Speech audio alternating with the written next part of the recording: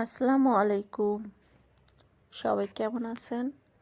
আলহামদুলিল্লাহ, আমরা সবাই ভালো আছি। তো আজকে আমি খুবই সাধারণ একটি রেসিপি শেয়ার করব।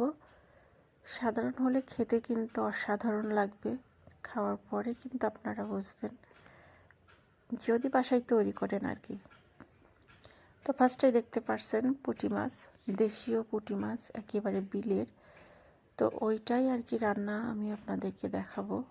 তো কড়াইয়ের মধ্যে পর্যাপ্ত পরিমাণ তেল নিয়ে তেলের মধ্যে মরিচ, পেঁয়াজ, রসুন কুচি দিয়ে কিছু সময় ধরে ভেজে নিয়েছি। তার মধ্যে দিয়ে দিয়েছি হচ্ছে একটু লবণ আর হলুদের গুঁড়ো দিয়ে, তারপরে হচ্ছে আর একটু সময় ভেজে নিয়ে তারপরে হচ্ছে পুঁটি মাছ দিয়ে দিলাম।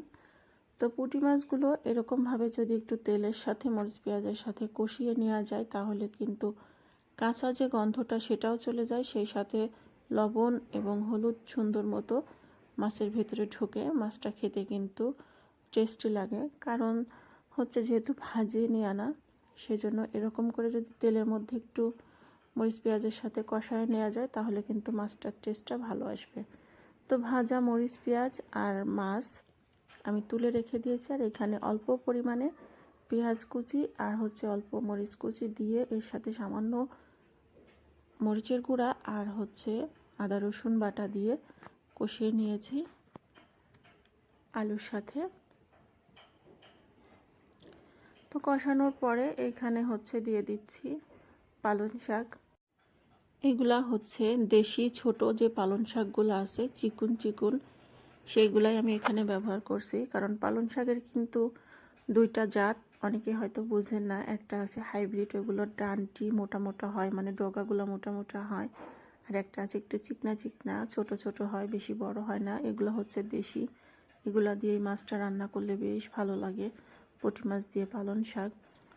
তো পালং শাকগুলো যখন আওড়ায়া মানে সেদ্ধ হয়ে নরম হয়ে আসছে, গা থেকে পানি ছেড়ে দিয়েছে, তখন দেখা যাচ্ছে যে শাকের পরিমাণ একেবারে কমে গেছে। ওই পর্যায়ে আমি মাছগুলোকে দিয়ে দিয়েছি, দিয়ে ঝোলের একটু পানি দিয়েছি সামান্য, আর শাক থেকে পানি বেরোয়েছে, দিয়ে কিছু সময় ধরে জাল করে নিয়েছি।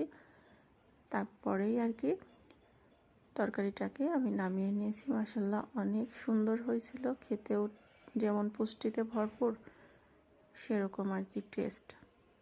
রান্না করে খেয়ে দেখবেন, আমি কিন্তু বাড়িয়ে বলছি না একদম। সবাই ভালো থাকবেন। আল্লাহ।